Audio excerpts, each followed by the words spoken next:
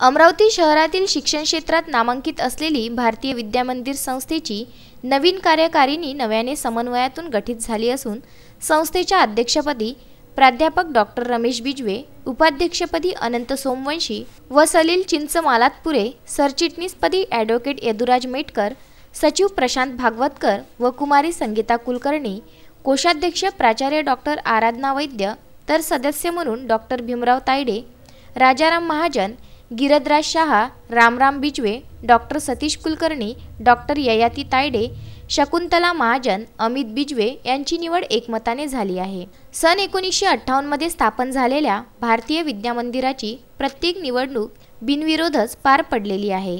सामाजिक दृष्टिकोन जपणाऱ्या मूळ संस्थापकांनी जपलेली समन्वयातून निवड ही परंपरा व आदर्श दुसऱ्या पिढीने सुद्धा कायम ठेवल्याची बाब विशेष उल्लेखनीय व कौतुकास्पद ठरली।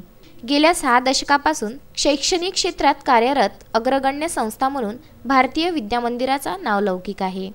भारतीय विद्यामंदिर द्वारा संचालित भारतीय महाविद्यालय अमरावती, भारतीय महाविद्यालय मोर्शी, भगवंतराव पाटील महाविद्यालय परतवाडा या तीनही नामांकित महाविद्यालयाच्या माध्यमातून भविष्यातही विद्यार्थ्यांचा शैक्षणिक, सामाजिक व सर्वांगीण विकास घडवून आणण्याचा आत्मविश्वास या कार्यकारिणीने व्यक्त केला आहे।